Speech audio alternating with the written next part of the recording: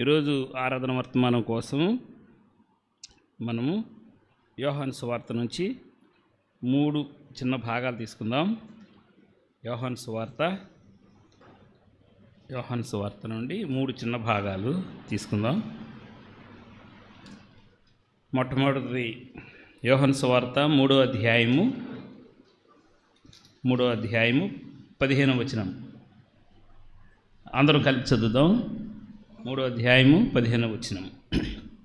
నాతో కలిపి చదవండి. పేజీ 82 కొత్త నిబంధనలో 82 3వ అధ్యాయము 15వ వచనం. స్టార్ట్ చేద్దామా? అరణ్యంలో మోషే సర్పమును ఎలాగ ఎత్తెనో అలాగే విశ్వసించు ప్రతివాడును నశింపక ఆయన ద్వారా నిత్యజీవం పొందినట్లు మనుష్య కుమారుడు ఎత్తబడవలెను. 1వ భాగం అది. నెక్స్ట్ ఇదే యోహాను సువార్త 8వ అధ్యాయము 28వ వచనం. అందరం కలిసి చూద్దాం. 89వ పేజీ 89. యోహాను సువార్త 8వ అధ్యాయము 28వ వచనం. స్టార్ట్ చేద్దాం. కావున యేసు, మీరు మనుష్య కుమారుని పైకెత్తినప్పుడు నేనే ఆయనననియు నా అంతటా నేనే ఏమీ చేయక తండ్రి నాకు నేర్పినట్లు ఈ సంగతులను మాట్లాడుతున్నానని మీరు గ్రహించెదరు. నెక్స్ట్ అదే యోహాను సువార్త 12వ అధ్యాయము 32వ వచనానికి రండి. 32 పేజ్ 94 కలిపి చదువుదాం. నేను భూమి మీద నుండి పైకెత్తబడిన ఎడల అందరినీ నా యొద్దకు ఆకర్షించుకుందనని చెప్పాను. చాలా చిన్న ప్రార్థన చేసుకుందాం. ప్రేమ కలిగిన తండ్రి, పరిశుద్ధుడైన ప్రభువా, నీ మహోన్నతమైన నామానికి వందనాలు, స్తుతులు, స్తోత్రం చెల్లిస్తూ నీ కుమారుడు మా రక్షకుడైన యేసుక్రీస్తు వారి నామం ద్వారా నీ పాదాల దగ్గరకు వచ్చేటువంటి ఆ యోగ్యత తిరిగి మరొక నెలలో మరొక పునరుద్ధాన దినాన్ని మాకు అనుగ్రహించినందుకు నీ పాదాలకు శిరసుంచి నమస్కరిస్తున్నాను.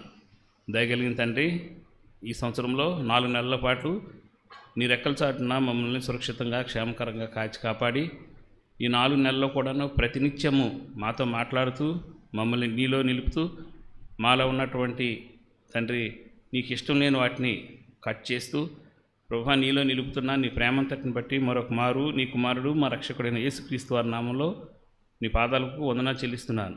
మరలా ఈ మరొక నెలలో ప్రవేశపెట్టబడిన మేము ఈ మొదటి పునరుద్ధాన దినాన నీ సన్నిధిలో చేరి మరొక మారు నిన్ను ఆరాధించడానికి, మరలా నీ వాక్య పిలుగులో మా బ్రతుకులు సరి చేసుకోవడానికి మీరు అనుగ్రహించినటువంటి సమయానికే నీకు వందనాలు చెల్లిస్తున్నాను. అవును ప్రభా, మేము ఎంతగా నిన్ను స్తుతించినా, ఎంతగా నిన్ను ఆరాధించినా అది చాలదు అని మేము ఎరుగుదుము.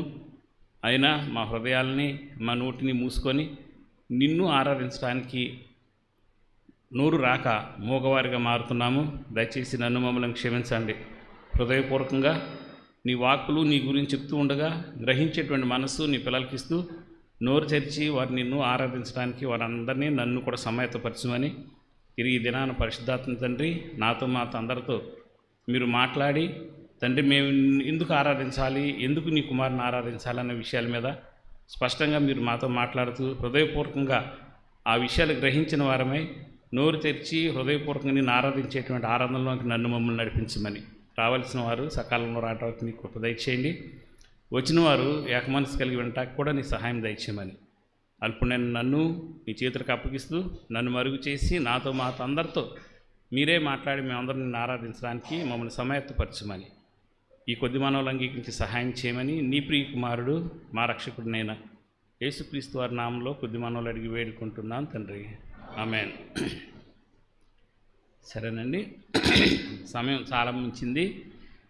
యాక్చువల్గా మరి 9 గంటలకల్లా అయిపోవాలి ఆరాధన. ఒక 20 మినిట్స్ మాత్రం ఉంది. ఈ 20 మినిట్స్లో మీకు చెప్పగలిగినంత వరకు ఒక పాయింట్ 2 పాయింట్లు వివరిస్తాను. యేసుక్రీస్తు వారు శిలువ మీద ఎత్తబడటం అన్న సన్నివేశం దగ్గర చెప్పబడినటువంటి 3 మాటలు ఇవి.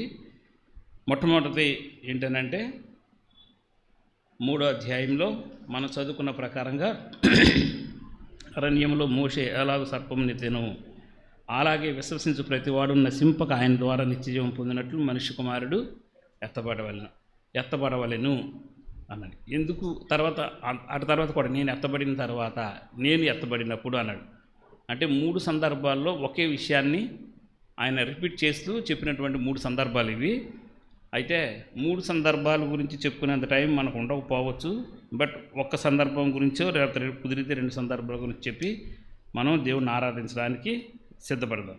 యాక్చువల్గా ఇక్కడ జరిగినటువంటి హిస్టరీ ఏంటంటే, ఆ రోజు రాత్రి నికోదేము ఎవరికి తెలకుండా ప్రభు దగ్గరికి వచ్చాడు. వాస్తవానికి తను పరిసయ్యుడు అవటం మూలంగా భయపడ్డాడు కొంచెం మిగిలిన వారికి. ఎందుకనంటే ఆచరించి చూపించాల్సిన వాడే సరిగ్గా తెలవని పరిస్థితిలో ఉన్నాడు.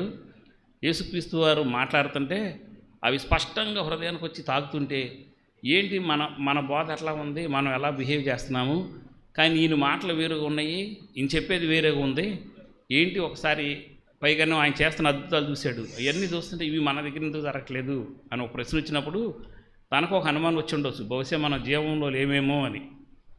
దాన్ని కన్ఫర్మ్ చేసుకుంటానికిను మరలా ప్రభు దగ్గరికి వచ్చి ప్రభువుని గురించి మరింతగా తెలుసుకోవడానికన్నా కానీ ఏదన్నా కానీ ఒక ప్రత్యేకమైన ఉద్దేశంతో ప్రభువు దగ్గరికి ఆ రోజు రాత్రి వచ్చాడు.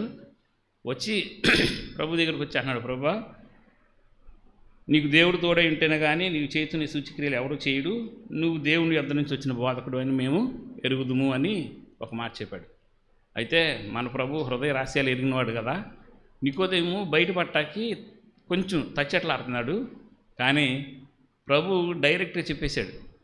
ఎందుకు వచ్చాడు తనకు తెలుసు కాబట్టి, అందరి హృదయాలు ఎరిగినవాడు కాబట్టి, ఏ ఉద్దేశంతో వచ్చాడో ఎరిగిన ప్రభు సూటిగా ఒక్క మాట అనేసాడు. ఏంటనంటే, ఒకరు కొత్తగా జన్మించితేనే కానీ అతడు దేవుని రాజ్యం చూడలేడని నీతో నిశ్చయముగా చెప్తున్నాను అనెను అని. సరే, అక్కడ జరిగిన సంభాషణ అంతా మీకు తెలుసు, దాని గురించి నేను ఇప్పుడు ఎక్స్ప్లెయిన్ చేయదలుచుకోను.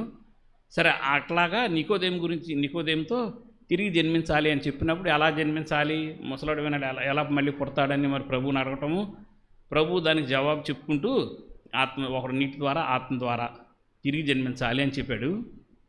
నీరు అంటే దేవుని వాక్యం. అంటే దేవుని వాక్యం వచ్చి ఒక వ్యక్తితో మాట్లాడుతున్నప్పుడు పరిశుద్ధాత్మ దేవుడు తన అంతరంగంలో కార్యం చేస్తున్నప్పుడు అతనిలో వచ్చే నిజమైన మార్పు కలిగిన హృదయము, మారు మనసు అన్నది వస్తేనే కానీ దేవుడు రాజ్యంలోకి చేరలేడు అని ఆ విషయాన్ని నికోదేముతో చెప్పిన సందర్భంలో ఆయన ఏం చేశాడంటే తన గురించి తను చెప్పుకున్నాడు. ఇప్పుడు తనకి ఒక డౌట్ ఉంది కదా, ఈయనేమో మెస్సయ్య అనే ఒక డౌట్ కూడా ఉంది ఆయనకి, వచ్చి నికోదేముకి.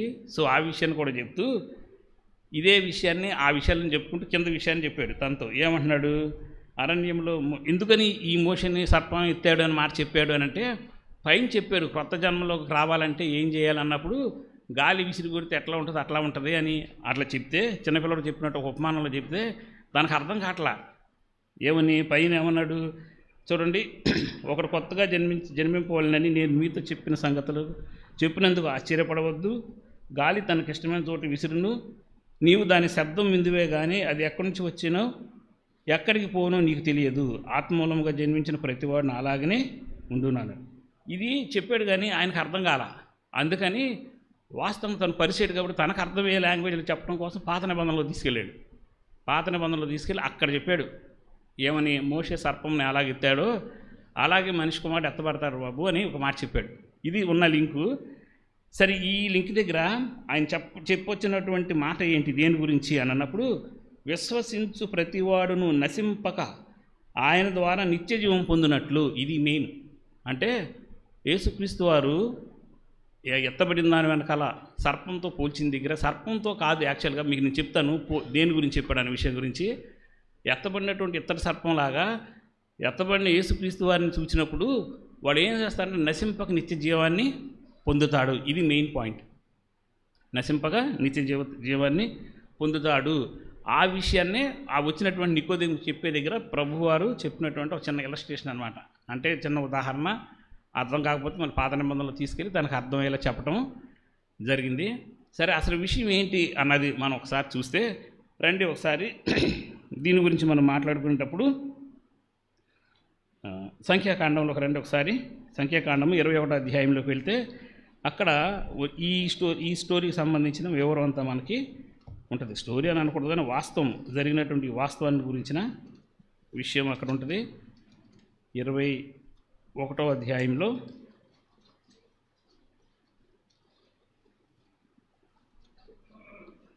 నేను కొన్ని మాటలు చదివి వినిపిస్తాను, మీరు వినండి చాలు. కొన్ని మాటలు చదివి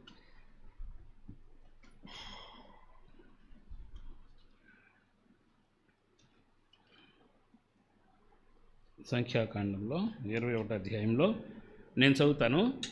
పేజ్ నెంబర్ 129 పాత నిబంధన నుంచి మొట్టమొదటిగా 5వ వచనం చదువుతాను. కాగా ప్రజలు దేవునికిని మోషేకుని విరోధంగా మాట్లాడి, ఈ అరణ్యంలో చచ్చుటకు ఐగుప్తు నుండి మీరు మమ్ముని ఎందుకు రప్పించితిరి? ఇక్కడ ఆహారం లేదు, నీళ్లు లేవు, చవిసారం లేని ఈ అన్నం మాకు అసహ్యమైనది అని చెప్పన్నారు. అందుకు యెహోవా ప్రజలలోనికి తాపకరమైన సర్పములను పంపాను, అవి ప్రజలను కరువుగా ఇశ్రాయేలు అనేకులు చనిపోయేది అని.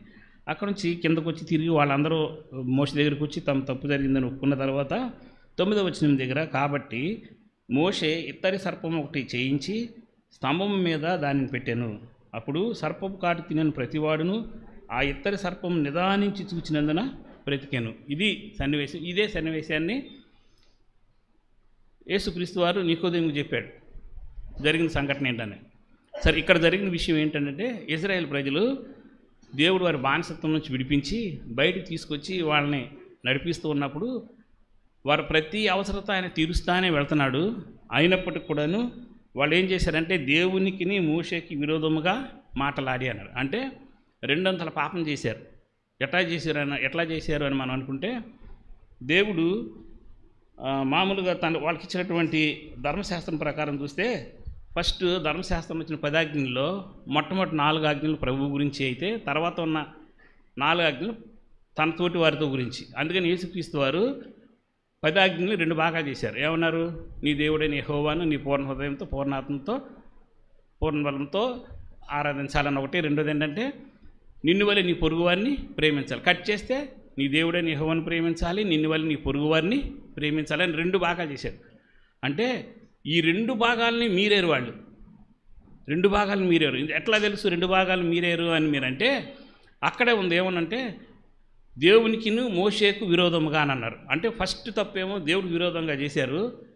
అంటే మొదటి ఆజ్ఞ మీరేరు. రెండో బిట్లో ఏం చేశారంటే ప్రజల మోషేకిను వాళ్ళ అహరోను వీళ్ళ మీద తిరగబట్టడం మూలంగా రెండో ఆజ్ఞ మీరేరు. అంటే రెండంతల పాపం చేసి అక్కడ దేవుడికి వ్యతిరేకంగాను దేవుడు చెప్పిన ఆజ్ఞకు వ్యతిరేకంగా ప్రవర్తించినందున దేవుడు ఏం చేశారంటే వాళ్ళని తిరిగి మరణానికి అప్పగించడానికి, వారికి శిక్షగా మరణానికి అప్పగించడానికి ఆయన ఇష్టపడ్డాడు. అయితే జరిగింది ఏంటి అని అన్నప్పుడు, తాపకరమైన పాముల్ని పంపిస్తే అవి ఏం చేసినాయి అంటే వచ్చి కరిచినప్పుడు అందరూ అక్కడ ఏమైపోయారు? చనిపోయారు చాలామంది.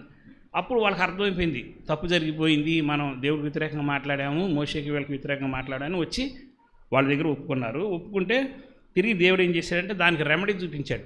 దేనికి రెమెడీ చూపించాడు అని అంటే మరణానికి రెమెడీ చూపించాడు. మరణం నుంచి ఎలా తప్పించబడతారు అన్న దానికి ఒక రెమెడీ చూపించాడు. ఆ రెమెడీ ఏంటి అని అంటే ఒక ఇత్తడి సర్పం చేసి దాన్ని పైకి లేపట్టు అక్కడ ఉంచు, ఒక కర్ర మీద దాన్ని చూసిన ప్రతివాడు, దాన్ని నిదానించి చూసిన ప్రతి వాళ్ళును తిరిగి మరణం నుంచి బయటకు వస్తారు, బ్రతుకుతారు అని చెప్పేసి చెప్పడం జరిగింది. మోషే అలా చేస్తే అలా చేసిన ప్రతివాడు బ్రతికాడు. అయితే ఇక్కడే మనం ఒక చిన్న విషయం గమనించాలి. ఏంటంటే ఆ రోజున తాత్కాలికంగా మరణం నుంచి ఇశ్రాయేలును తప్పించడానికి దేవుడు ఒక ఏర్పాటు చేసినప్పటికీ ఇప్పుడు ప్రజలందరూ కూడా మరణంలోకి వెళ్ళటం, పాపం చేసి మరణంలోకి వెళ్ళటం దేవుడికి ఇష్టం లేదు. తిరిగి ప్రజలందరూ కూడా జీవంలోనికి రావాలని ఆయన కోరుకున్నాడు. ఆ రోజున కూడాను పాపను మరణించే వారిని అక్కడ విడిచిపెట్టాల, వాళ్ళు తిరిగి జీవించాలని ఇష్టపడిన వాడే. ఎందుకనంటే వాగ్దానం చేసినటువంటి భూమి ఉంది, అక్కడికి వెళ్ళాలి. తిరగబడిన వాళ్ళందరూ మెజారిటీ పీపుల్ ఎవరంటే అప్పటికి పెద్దవాళ్ళు. అందుకని వాళ్ళ గురించి ఒక మాట చెప్పేది అంటే 40 ఏళ్ళు మిమ్మల్ని అరణ్యంలో ఆయన నడిపించినప్పుడు ఆయనకు వ్యతిరేకంగా మీరు నడిచినందున మీరు అరణ్యంలోనే ఏ నిరీక్షణ లేక చనిపోయారు అని అన్నాడు. ఏ నిరీక్షణ లేకుండా చనిపోయారంటే వాగ్దాన భూమికి వెళ్ళాలనే నిరీక్షణ వాళ్ళలో లేదు. నెక్స్ట్ ఏంటి, దేవుడు విడిపించడానికి నిరీక్షణ లేదు, దేవుడికి లోబడి ఉండాలని నిరీక్షణ లేదు. వచ్చిన దగ్గర నుంచి మరలా వాళ్ళ వ్యక్తిగత జీవితాల గురించి, వ్యక్తిగత ఆహారం గురించి, వ్యక్తిగతమైన భౌతికమైన జీవితం గురించి ఆలోచించడం తప్ప ఎందుకు ప్రభు మనం నడిపిస్తున్నారని ఆలోచన లేకుండా బ్రతికారు కాబట్టి ఏ నిరీక్షణ లేక, అంటే చేరాల్సిన గమ్యం చేరక 40 సంవత్సరాల్లో చాలామంది అక్కడే చనిపోయారు అని అన్నాడు. కానీ మిగిలిన శేషం ఉంది, శేషానైనా దేవుడు చేర్చడానికి ఇష్టపడ్డాడు. సో దానికోసం ఏం చేశాడంటే ఆయన ఒక రెమెడీ చెప్పాడు. ఇప్పుడు కూడాను ప్రభువుని అంగీకరించిన వారు, ప్రభువుని వ్యతిరేకించారు లోకంలో అనేక మంది ఉన్నారు. కానీ రెమెడీ అట్లాగే మిగిలిన శేషం కూడా ఉంది. ఆ శేషం ఏం చేస్తుందని చర్చికి వస్తుంది, దేవుడి మీద నిరీక్షణ పెడతాకి ఇష్టపడుతుంది. కాబట్టి వీళ్ళైనా తిరిగి బ్రతికి వాగ్దానం చేసిన భూమిలోకి వెళ్ళాలి అన్నది దేవుని యొక్క ఉద్దేశం అనమాట. ఆ ఉద్దేశం కోసమే యాక్చువల్గా అయితే లోకం అంతా రక్షించబడాలని ఆయన కోరిక అందరి కోసం పెట్టాడు. కానీ ఎవరు నిదానించి చూచారో వారు మాత్రం బ్రతికారు. అలాగే రేపు పొద్దున్న ఎవరు ప్రభునందు నిరీక్షించి ఆయన కోసం ఎదురు చూస్తారో వారు మాత్రం జీవం పొందారు. ఇలా పెట్టడం వెనకాల ఉద్దేశం ఏంటంటే అక్కడే చెప్పాడు మనకి యోహాను సువార్తలు 3వ అధ్యాయంలో ఏమని చెప్పాడు అక్కడ అనంటే, కింద వచనాల్లో చూస్తే మనకి ఎందుకు మనిషి కుమారుడు ఎత్తబడాలి అని చెప్పిన దగ్గర, దేవుడు లోకమును ఎంతో ప్రేమించెను కాగా ఆయన తన అద్వితీయ కుమారునిగా పుట్టినవాని యందు విశ్వాసముంచు ప్రతివాడును నశింపక నిత్య జీవం పొందినట్లు ఆయనను అనుగ్రహించెను. లోకము తన కుమారుని ద్వారా రక్షణ పొందుటకే కానీ లోకమునకు తీర్పు తీర్చుటకు దేవుడు ఆయన లోకంలోనికి పంపలేదు. ఇక్కడే చెప్పేశాడు ఎందుకు యేసుక్రీస్తు వారిని శిలువ మీద ఆ సర్పాన్ని ఆయన ఎట్లా ఎత్తిపెట్టాడు అలా యేసుక్రీస్తు వారిని ఎత్తిపెట్టబడతారనే విషయం చెప్పాడు అని అంటే, తన కుమారుని ద్వారా రక్షణ పొందటానికి, ఆ రోజున కూడా మరణం నుంచి విడిపించబడటానికి, ఈరోజు కూడా పాపం చేసి మరణంలోకి వెళ్ళిన మానవుడు విమోచింపబడటానికే తిరిగి దేవుడు ఇష్టపడి యేసుక్రీస్తు వారిని మన కోసం పంపించాడని చెప్పాడు. అది యేసుక్రీస్తు వారు ఏం చేశాడంటే పోలికగా చెప్పాడు. అయితే ఇక్కడ విషయం ఏంటంటే ఇతర సర్పం యేసుక్రీస్తు వారు కాదు, అది మీరు గుర్తుపెట్టుకోండి. మెయిన్ పాయింట్ ఏంటంటే ఇక్కడ నిదానించి చూచుట వలన, మెయిన్ పాయింట్ అంటే నిదానించి చూచుట వలన. నిదానించి ఏమి చూస్తావు? ఆ రోజు సర్పం దగ్గర చూశారు, వారు నిదానించి చూచడం వలన వాళ్ళు రక్షణ పొందారు. ఇప్పుడు నిదానించి ఏం చూడాలి అని అంటే, ఎవరు నీ కోసం శిలువలోకి ఎక్కారు, ఎవరు నీ కోసం ఆ శిలువలోకి ఎక్కిన చోట ఏం చేస్తున్నారు, ఏ పరిహారం నీ కోసం చేస్తున్నాడు, ఎందుకు ఆయన తన రక్తాన్ని కార్చారు, ఎందుకు తన ప్రాణం పోవునంతగా ఆ శిలువ మరణానికి తను అప్పగించుకున్నాడు, ఎందుకు జీవమై ఉన్నవాడు మరణానికి వెళ్ళాడు. ఇది నిదానించి నువ్వు చూడాలి. శిలువను చూడటం అంటే చూచినప్పుడు అని అన్నప్పుడు, శిలువను చూసినప్పుడు అన్నట్టు శిలువకి అట్లా చూస్తేనే కాదు, ఎవరు నీ కోసం బలిగా వెళ్ళారు, ఆ బలిగా వెళ్ళిన ఆయన ఎందుకు వెళ్ళాడు, వెళ్ళిన తర్వాత ఆయన ఏం చేశారు, తిరిగి రిజరెక్షన్లోకి వచ్చి నిన్ను ఎలా బ్రతికించాడు, ఈ విషయాలన్నీ నిదానించి నువ్వు చూసినప్పుడు నువ్వేమవుతుంటే నిత్య జీవంలోకి వస్తావు, మరణం నుంచి దాటి నిత్య జీవంలోకి వస్తావు అని చెప్పడం జరిగిందనమాట. కాబట్టి ఇప్పుడు మానవుడికి ఉన్నటువంటి ఒక గొప్ప అవసరత ఏంటంటే మరణం. మానవుడు ఎప్పుడైనా సరే బయటికి రాలేని ఏదన్నా ఒక పరిస్థితి ఉంది అని అంటే అదేంటంటే ఒకటి ఏంటది? మరణం. ఎందుకనంటే మరణం నుంచి బయటికి రావటం అనేది ఏ మానవుడి యొక్క వల్ల కాదు. ఏ మానవుడు ఎన్ని ప్రయత్నాలు చేసినా కూడా అది జరగదు. ఒకవేళ పెంచితే ఆయుష్కాలాన్ని 1 సంవత్సరం 2 సంవత్సరాలు పెంచవచ్చు, లేదు 10 సంవత్సరాలు పెంచవచ్చు, కానీ ఆ తర్వాత అయినా సరే మరణంలోకి వెళ్ళాల్సింది. చాలామంది ఏం చేస్తారంటే తమకున్న డబ్బుల మీద ఆశ పెట్టుకుంటారు, కొంతమంది తమకున్న హోదాల మీద ఆశ పెట్టుకుంటారు, కొంతమంది తనకున్న కీర్తి ప్రతిష్టల మీద ఆశ పెట్టుకుంటారు. ఎందుకని? ఏదైనా జరిగితే నా డబ్బు నన్ను కాపాడుతుంది, ఏదైనా జరిగితే నా హోదా నన్ను కాపాడుతుంది, ఏదైనా జరిగితే నా స్థాయి నన్ను కాపాడుతుందని. కానీ గుర్తుపెట్టుకోండి, డబ్బులు ఉన్నవాడైనా, హోదా ఉన్నవాడైనా, పదవి ఉన్నవాడైనా ఎవడైనా చివరాఖరి మరణంలోకి వెళ్ళాడు, కానీ మరణం నుంచి బయటికి ఎవరు రాలేదు, రాడు కూడా. ఎందుకంటే మరణం అనేది మానవుడి చేతిలో ఉన్న విషయం కాదు. కానీ మానవుడు దాన్ని అధిగమించి చేయగలిగిన పని కూడా ఏమీ లేదు. అదే మరణం ఏ మానవుడి వల్ల కాదో దానిని మరణానికి అప్పగించి తిరిగి మిమ్మల్ని జీవనంలోకి నడిపించడం కోసం ఆయన తమ కుమారుడైన యేసుక్రీస్తు వారిని ఈ లోకానికి పంపించాడు. అందుకని ఏమన్నాడంటే, ఒకసారి మన దీన్ని పోలిస్తే అక్కడ సర్పం ఎత్తబడింది, ఇక్కడ ప్రభువారు ఎత్తబడ్డారు. కానీ సర్పం అక్కడ ఏ శ్రమలు పొందలా. మీరు చేస్తే ప్రభువారు ఇక్కడ అంత శ్రమలు పొందారు. సర్పం అక్కడ మరణించలా, కానీ ఇక్కడ ప్రభువారు మరణించారు. కాబట్టి ఎప్పుడు సర్పం ప్రభు అని ఎప్పుడు మనం పోల్చుకోకూడదు. నిదానించి చూచటం వలన ఏంటి, ఎవరో శిలువలోకి ఎక్కారు అది నిదానించి చూడు. ఆయన శిలువలోకి ఎక్కట గల కారణం ఏంటి అది నిదానించి చూచి ఆలోచించు. ఎక్కిన తర్వాత ఆయన ఇంత పరిహారాన్ని ఎందుకు చేయాల్సి వచ్చింది అది ఆలోచించు. ఇంత పరిహారం చెల్లించిన ఆయన మరణానికి ఎందుకు వెళ్ళాల్సి వచ్చింది ఇది నువ్వు ఆలోచించు. ఇది ఆలోచించి ఎవరు నీ కోసం మరణానికి వెళ్ళాడో ఆ జీవాధిపతి నీ రక్షకుడిగా చేస్తున్న రోజున నువ్వు మరణంలోంచి జీవంలోనికి బయటికి వస్తావు అని చెప్పాడు. ఇదే మనం ఒక జాగ్రత్తగా ఆలోచిస్తే ఏంటనంటే, ఇక్కడ ఇదే చెప్పాడు. యోహాను సువార్త 3:16 ఏమన్నాడు? ఆయన యందు విశ్వాసం ఉంచువాడు అని. అంటే ఆయన ఎందుకు వెళ్ళాడో చూసి దాన్ని అర్థం చేసుకొని సంపూర్ణమైన విశ్వాసం ఉంచినాడు. సో నిదానంగా చూచి అని అన్నప్పుడు, నిదానించి చూచి అంటే అర్థం ఏంటంటే సంపూర్ణ విశ్వాసం దాని మీద ఉంచి జాగ్రత్త చూసి దాన్ని నమ్మి అని. నమ్మిన వాడు ఏమయ్యాడు అని చెప్తున్నాడు? అని పుట్టిన వాని యందు విశ్వాసం ఉంచి ప్రతి వాడును నశింపక నిత్య జీవం పొందాడు అన్నాడు. అంటే మరణంలోకి వెళ్లకుండా తిరిగి జీవంలోనికి రావడానికి వారికి సాధ్యమైంది అని చెప్తున్నాడు. ఇక్కడ మనం జాగ్రత్తగా ఆలోచించాలి. చూచి నిదానించి చూచి అన్నప్పుడు మీకు తెలుసా, ఒక చూపు జీవంలో ఉన్న మానవుడిని మరణంలోకి తీసుకెళ్ళింది. ఒక చూపు జీవంలో ఉన్న మానవుడిని మరణంలోకి తీసుకెళ్ళింది. కానీ ఇప్పుడు మరొక చూపు మరణంలో ఉన్న మానవుని జీవంలోకి తీసుకురాబోతుంది. ఒక చూపు జీవంలో ఉన్న మానవుని మరణంలోకి తీసుకెళ్ళింది అన్నప్పుడు అవ్వమ్మని జ్ఞాపకం చేసుకోనండి. చూచింది దాన్ని, చూచింది దానికి జారి చూసింది. కానీ ఎక్కడికి వెళ్ళింది? అది జీవంలో ఉన్న వాళ్ళని మరణాన్ని తీసుకెళ్ళింది. ఇప్పుడు ఇంకొక అవకాశం ఇచ్చాడు ప్రభువారు. ఏంటది? మరణంలో ఉన్న మానవుడు మరలా ఒక్కసారి కనుక నిదానించి చూస్తే, దేన్ని చూస్తే?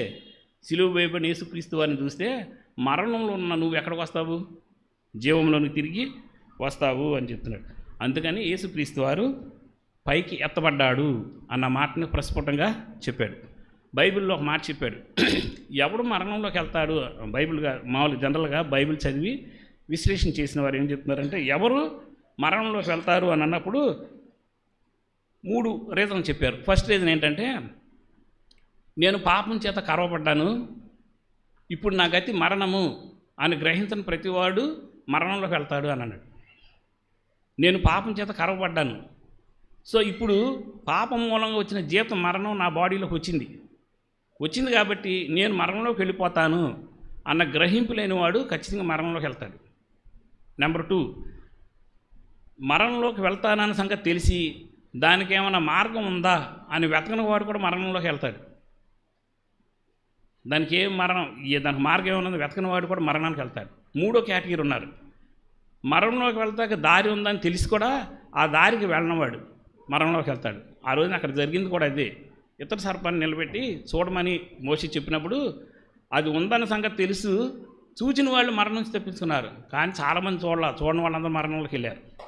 ఇప్పుడు కూడా అదే జరుగుతుంది. ఏంటనంటే, ప్రభువైన యేసుక్రీస్తు వారి దగ్గరికి వస్తామే కానీ నిదానించి ఆయన్ని సిలువ మీద ఉన్న ప్రభువుని చూడటం మనకి ఇంకా చేత కావటం లేదు. చేత కాకపోవటం మూలంగా మనం మరణంలోకి వెళ్తున్నాం. కానీ ప్రభువు కోరుకుంటున్నాడు, దేవుడు లోకముని ఎంతో ప్రేమించాడు అంటున్నాడు. ఎంత ప్రేమించాడంటే తన కుమారుణ్ణే మరణానికి అప్పగించాడు అంటున్నాడు. నువ్వేం చేయదు బాబు, ఒకసారి అక్కడ చూడు అంటున్నాడు. ఆయన చూసి నిదానం చూసి ఆయన మీద విశ్వాసం ఉంచు, నువ్వు మరణం నుంచి బయటికి వస్తావు అంటున్నాడు. మరణం నుంచి మనం తప్పించడం కోసం దేవుడు చేసిన గొప్ప యాగానికి ఉన్న ఖరీదంతా మీకు తెలుసా? అసలు ఎవరైనా సరే ఖరీదుని ఇంత అవుతుందని వెలకట్టగలరా? చిందింపబడిన రక్తం ఎవరిదంటే సర్వలోకాన్ని సృష్టించిన సృష్టికర్తదే. వెల చెల్లించిన వారు ఎవరు సృష్టించాడు? ఆయనే వెల చెల్లించాడు. ఎంత వెల చెల్లించాడు అంటే తన ప్రాణాన్నే వెలగా చెల్లించాడు. అత్యంత ఖరీదైంది ఈ భూమి మీద చెప్పబడిన అత్యంత ఖరీదైన విలువైంది ఏది అని అంటే యేసుక్రీస్తు వారి మరణము. ఇంక అంతకంటే ఖరీదైనది ఈ భూమి మీద ఏమీ లేదు. ఎందుకనంటే ఏది దాంతో పోల్చడానికి చాలదు. అంత విలువైనటువంటి జీవాధిపతి యొక్క రక్తాన్ని మరణించిన వారి కోసం తండ్రి అయిన దేవుడు మన కోసం చెల్లించాడు.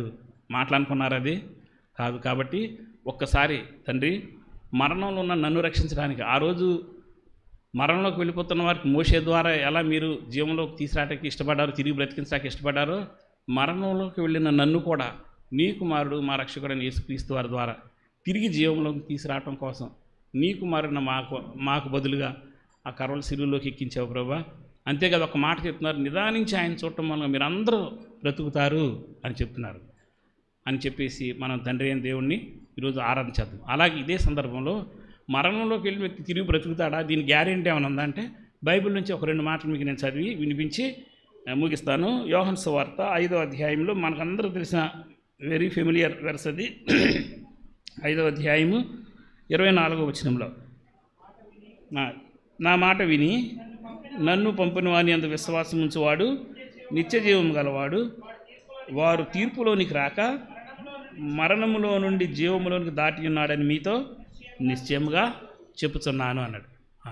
అంటే యేసుక్రీస్తు వారు చెప్తున్నారు, ఏమంటున్నాడు? ఈ నా మాటలు విని నన్ను పంపుని వాని అందు విశ్వాసం ఉంచువాడు. అంటే నేను ఎందుకు వచ్చానో, ఎవరి నిమిత్తం వచ్చానో, ఎవరు మీకోసం నన్ను పంపించారో, ఆయన పంపించింది నిజము, నేను ఆయన కుమారుణ్ణి, నా ద్వారా రక్షణ ఉంది, నా రక్తం మీ పాపను పరిహారం అని నమ్ముతారో, నమ్మిన ప్రతివాడు ఏమవుతాడంట? నశింపక నిత్య జీవం పొందినట్లు వాడు తీర్పులోనికి రాక మరణములో నుండి జీవములోనికి దాటి ఉన్నాడని మీతో నిశ్చయంగా చెప్పుతున్నాను అన్నాడు. అంటే నువ్వు మరణంలోకి వెళ్ళడమైనా జీవానికి వస్తావు అన్నాడు. అంటే ఒకసారి అందుకే నికోదేము వచ్చి అన్నాడు, ఒక తిరిగి ఎలా జన్మిస్తాడు అని అన్నాడు. తిరిగి ఎలా జన్మిస్తాడు అన్నాడు. అందుకని ఒక భక్తుడు ఇలా చెప్పాడు, ఏమన్నాడంటే,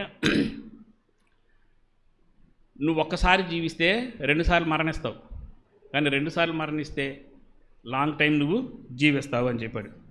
లాంగ్ టైం నువ్వు జీవిస్తావు అని. అంటే ఒక్కసారి కనుక మనం జీవిస్తే, అంటే తిరిగి రక్షించబడాలి, తిరిగి జన్మించాలి అనే మనసు కలిగి లేకుండా ఉంటే 2 సార్లు మరణిస్తావు. ఏ మరణం? శారీరకమైన మరణము, ఆత్మీయమైన మరణం. కానీ 2 సార్లు చచ్చిపోతే యుగయుగాలు జీవిస్తావు. 2 సార్లు అంటే ఒకసారి మామూలుగా మనం చచ్చి ఉన్నాము, రెండోసారి మరణించి తిరిగి లేస్తే కనుక, అంటే ప్రభునందు విశ్వాసం ఉంచితే తీర్పులోనికి రాక మరణములోని జీవంలోనికి దాటి ఉన్నాడని మీతో నిశ్చయముగా చెప్పుతున్నానని ప్రభు చెప్పినట్లుగా తిరిగి మనం మరణంలోకి వెళ్ళినా సరే ఆయనను బట్టి తిరిగి జీవిస్తాము.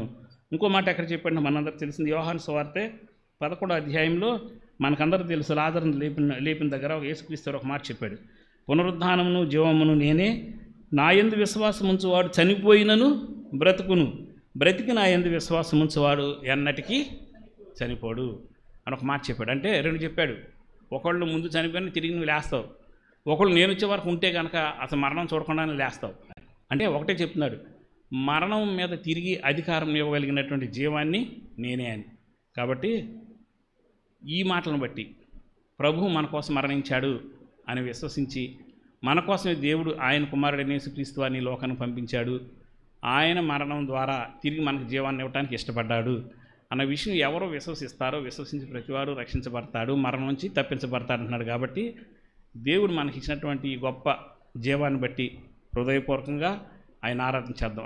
అంతేకాదు యేసుక్రీస్తు వారు మన గురించి మనకు చెప్పిన మాటను బట్టి కూడా ఏంటది, నా యందు విశ్వాసం ఉంచేవాడు చనిపోయినను బ్రతుకును, బ్రతికి నా యందు విశ్వాసం ఉంచేవాడు ఎన్నటికీ చనిపోడు.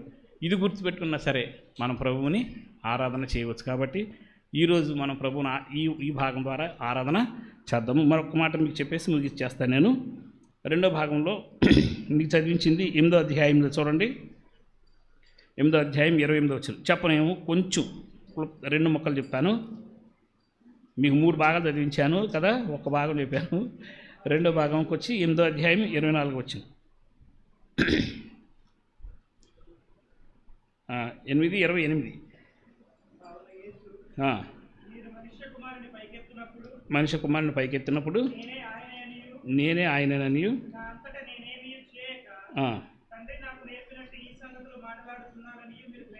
చాలు. ఇక్కడ క్లుప్తంగా మెయిన్ పాయింట్కి వచ్చేస్తాయి. నేనే ఆయననియు అని అన్నాడు.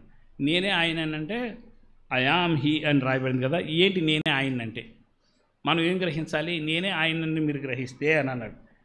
నేనే ఆయనను అని మీరు గ్రహిస్తే అని అన్నాడు. ఏమన్నాడు? నేనే ఆయనని, నా అంతటి నేను ఏమీ చేయక తండ్రి నాకు నేర్పినట్లు ఈ సంగతులు మాట్లాడుతున్నారని మీరు గ్రహించేదరని. సో నేనే ఆయనని అన్న మాట దగ్గర అసలు యాక్చువల్గా ఈ అధ్యాయం పెద్ద కాంట్రవర్సీ అధ్యాయం. ఎందుకంటే ఆయన వెంబడించే వారికి, ఆయన వెంబడిస్తూ వచ్చిన శాస్త్రుల పరిచయాలకి యేసుక్రీస్తు వారికి క్లాష్ వచ్చేసింది. అక్కడ ఎందుకు క్లాష్ వచ్చిందంటే 7వ అధ్యాయంలో ఆయన చెప్పినటువంటి కొన్ని మాటలను బట్టి పెద్ద క్లాష్ వచ్చింది. అలాగే 8వ అధ్యాయంలో కూడా ఆయన చెప్పిన మాటలను బట్టి క్లాష్గా జరుగుతుంది మొత్తం. అయితే ఇక్కడ ఏం చెప్తాడు? ఒక మాట నేనే ఆయనను అని 21వ వచనంలో అంటాడు. అలాగే 24వ వచనంలో కూడా నేనే ఆయనని అని 2 మాటలు చెప్పాడు. ఏమన్నాడు? 2 చోట్ల కూడా ఒక మాట చెప్పాడు. నేనే ఆయనని మీరు నమ్మకపోతే మీ పాపంలో మీరు చచ్చిపోతారన్నాడు. పాపంలో ఉండి చచ్చిపోతే మీరు ఎక్కడికి వెళ్తారు? తిరిగి మరణానికి వెళ్తారు అని. కాబట్టి మరణంలోంచి తిరిగి రప్పించడానికి ఇందాక ఆయన కుమారుడైన యేసుక్రీస్తు వారిని పంపించారు అని అన్నప్పుడు, రెండోది పోలికలు యేసుక్రీస్తు వారు ఏం చెప్తున్నారంటే నేనే ఆయనను అని మీరు గ్రహించటము అని చెప్పాడు. ఏంటి ఇప్పుడు నేనే ఆయననని గ్రహించడం అని అన్నప్పుడు మనం కనుక జాగ్రత్తగా ఆలోచిస్తే ఒక మాట ఏంటంటే ప్రభువు అయిన యేసుక్రీస్తు వారి ద్వారా ఆయన జీవాధిపతి జీవమై ఉన్నవాడు. ఎందుకంటే ఆది యందు వాక్యం ఉండెను, వాక్యం దేవుని యొద్ద ఉండెను, వాక్యము దేవుని చెప్తూ అక్కడ ఏమన్నా ఆయనలో జీవం ఉండేను అన్నాడు. అంటే ఇప్పుడు మరణంలో ఉన్న మానవుడిని బ్రతికించడం కోసం ఆయన ఎవరిని పంపారంటే జీవాన్ని పంపించాడు. కాబట్టి ఆయన జీవము అని అంటే అర్థం ఏంటంటే దేవుడు. జీవం కలిగిన వాడు ఎవడంటే దేవుడు. నేనే ఆయన నీయు అని అంటే నేనే దేవుణ్ణి, నీకు జీవాన్ని ఇచ్చేవాడిని, తిరిగి నిన్ను లేపేవాడిని అన్న విషయం మనం గ్రహించాలి అని చెప్పడం దేవుని యొక్క ఉద్దేశం. ఎందుకనంటే పాపం యొక్క పర్యవసానం మరణము, మరణం యొక్క పర్యవసానం అర్థం ఏంటి తెలుసండి? మన ఆత్మను పోగొట్టుకుంటాం. ఎలాగంటే మీకు అర్థం అవటం ఒక మాట చెప్తాను. ఎవరైనా చదువుకున్న స్టూడెంట్ ఉన్నాడు అనుకోండి, ఒక సబ్జెక్ట్ సరిగ్గా చదవలేదు, ఒక సబ్జెక్ట్ గురించి పూర్తిగా తెలియదు అనుకోండి, పరీక్షలో ఫెయిల్ అవుతాడు. ఆ ఒక్క పరీక్ష పోగొట్టుకుంటాడు. అలా కాకుండా ఎవరైనా ఒక పక్కన మన ఇంటి పక్కన ఎవరైనా మంచోళ్ళు వచ్చారనుకోండి, వాళ్ళతో మనం పరిచయం పెంచుకోలేదనుకోండి, పరిచయం పెంచుకోకపోతే వాళ్ళు మంచోళ్ళు అనుకోండి, అందరికి సహాయం చేసేవాళ్ళు అనుకోండి, ఒక మంచి స్నేహితుని పోగొట్టుకుంటాం. అలా కాకుండా కనుక తెలవకుండా ఒక బ్యాంకులో డబ్బు వేసాం అనుకోండి, డబ్బులు మాత్రం పోగొట్టుకుంటాం. కానీ ప్రభు జీవాధిపతి రక్షకుడు అన్న సంగతి తెలియనివాడు తన ఆత్మను పోగొట్టుకుంటాడు. ఇది చాలా సీరియస్ విషయం. కాబట్టి మనం అర్థం చేసుకోవాల్సింది ఏంటంటే ప్రభు జీవాధిపతి, ఆయన ద్వారా మాత్రం మనకు రక్షణ ఉంది అని గ్రహించగలిగి నేనే ఆయనను అని ఉద్దేశం మీద దేవుడు యేసుక్రీస్తు వారు చెప్పొచ్చేది ఏంటంటే నేనే రక్షకుడిని, నేనే దేవుణ్ణి, నేనే జీవాన్ని అన్న మాట చెప్తున్నాడు. నేనే ఆయనని గ్రహించినప్పుడు మీరు తప్పనిసరిగా జీవంలోకి వస్తారు, లేకపోతే మీరు మరణంలోకి వెళ్తారు అన్నాడు. మీకు అర్థం అవటానికి ఒక సందర్భం చెప్తే పాత నిబంధనలు అది చూపించను ఇప్పుడు వాక్యము. పాత నిబంధనలో బలి జరిగేటప్పుడు రెండు పశువులు తీసుకొచ్చినప్పుడు అవి గొర్రెలే కానీ మరి ఏమన్నా కానీ రెండిట్లో ఒకదాన్ని బలిగా అర్పిస్తే రెండోది విడిచిపెట్టబడేది. అలాగే పక్షులు తీసుకొచ్చినా ఒకటి బలిగా అర్పించబడితే రెండోది విడిపించబడేది. ఈ దేనికి గుర్తు అంటే డెత్ అండ్ రిజరెక్షన్కి గుర్తు రెండు. ఒకటి మరణంలోకి వెళ్తే రెండోది మరణంలోంచి తిరిగి లేస్తారన్నదానికి సింబల్గా ఉన్నాయి. వాస్తవానికి రెండు వేరువేరైనా దేవుడు అలా పోల్చి చెప్పడం ఉద్దేశం అంటే మరణంలోకి వెళ్ళటం మూలంగా జీవంలోకి వస్తారు. అంటే యేసుక్రీస్తు వారు మరణంలోకి వెళ్ళటం మూలంగా మనమందరం విడిపించబడిన గొర్రెల్లాగా వదిలివేయబడిన పక్షుల్లాగా జీవంలోనికి తిరిగి పునరుద్ధానంలోకి వస్తాము అని చెప్పడం దేవుని యొక్క ఉద్దేశం. కాబట్టి ఏంటి నేనే ఆయనను అని గ్రహించాల్సిన దగ్గర ఏంటంటే యేసు క్రీస్తు అయి ఉన్నాడు. యేసు క్రీస్తు అయి ఉన్నాడు అంటే నీ కోసం నా కోసం అభిషేకించబడినటువంటి దేవుడై ఉన్నాడు. ఒకటి ఆయన మనకు జీవమై ఉన్నాడు. జీవం అంటే జీవం ఎవరి దగ్గర ఉందంటే దేవుడై ఉన్నాడు. ఆయన మనకు దేవుడై ఉన్నాడు అన్నది గ్రహించటం కాబట్టి సాధారణమైన నేతలతో మనం యేసుక్రీస్తు అని కనుక సిలువలో చూస్తే అందరి చేత వెలువేయబడిన ఒక వ్యక్తి మరణానికి వెళ్ళాడు అని అనిపిస్తుంది. అందుకని ఆ రోజున ఎవరు కూడా చాలామంది రియాక్ట్ అవ్వలేకపోయారు. కానీ ఆత్మీయ నేతలతో చూస్తే మనందరి పాపల కోసం ఆయన మరణానికి వెళ్ళాడు. కాబట్టి ఆయన మరణం వెనకాల ఉన్నది మన పాపము అని గ్రహింపైన రోజున ఆయన ఎంత విలువైన వాడో మరణానికి వెళ్ళిన ఆయన గురించి నీకు సంపూర్ణంగా అర్థమైతే ఎంత గొప్ప వేళను దేవుడు మన కోసం చెల్లించాడు అన్న విషయం మనకి అర్థమవుతుంది. కాబట్టి ఇక్కడే మనం తెలుసుకోవాల్సింది ఏంటంటే మరణం అనేది ఒక సత్యమైతే తిరిగి నువ్వు బ్రతికించబడతావు అనేది కూడా ఒక సత్యమే. ఆ సత్యము ఎవరనంటే యేసుక్రీస్తు వారే. బ్రతికించబడేటువంటి సత్యము యేసుక్రీస్తు వారే. కాబట్టి ఆయన ఏమంటాడంటే నేనే ఆయనను అన్నప్పుడు నువ్వు అర్థం చేసుకోవాల్సిన విషయం ఒకటి ఏంటనంటే ఆయనే జీవము, ఆయనే దేవుడు, ఆయనే తిరిగి నిన్ను రక్షించగలిగిన వాడు. కాబట్టి ఎవరు జీవమై ఉన్నాడు ఆయన దగ్గరికి వస్తే నువ్వు ఖచ్చితంగా మరణం నుంచి బయటకు వస్తావు. అంతేకాదు ఎవరు దేవుడై ఉన్నాడు నీకు యజమానుడై ఉన్నాడు ఆయన దగ్గరికి వస్తే తిరిగి నీ పాపానికి పరిహారం అనేది జరుగుతుంది. ఈ విషయాలు మనం గుర్తుపెట్టుకొని ఈరోజు ప్రభు కోసం ఆరాధనలోకి వెళ్దాం. అంటే ఆయన రెండోసారి సర్పాన్ని ఎత్తిపెట్టినట్లుగా మరలా ఎందుకు తను చూపిస్తూ నేను ఆయనని చెప్పాడండి అంటే మొట్టమొదటిగా నీ పాపాల కోసం వచ్చాను, నీకు పాపాల పరిహారంగా వచ్చి నిత్య జీవాన్ని ఇచ్చాను అని అన్నప్పుడు నువ్వు సామాన్యుడు అనుకుంటున్నావేమో. సామాన్యుడు కాదరా, నిన్ను సృష్టించిన నీ దేవుణ్ణి. కాబట్టి నా దగ్గరికి నువ్వు వస్తేనే నీకు పరిహారం జీవం అని ఆయన చెప్తున్నాడు. కాబట్టి అట్లా ప్రభువారు మన కోసం సిలువలోకి ఎక్కడానికి కారణమైన మన తండ్రి అయిన దేవుణ్ణి మన కోసం పరిహారం చేయటానికి మనల్ని జీవింపజేయటం కోసం తన కుమారుని మరణానికి పంపించారని విషయాన్ని గ్రహించి హృదయపూర్వకంగా మనం ఆరాధన చేయడానికి సిద్ధపడతాము. తలను వంచండి, ఆరాధన చేద్దాం.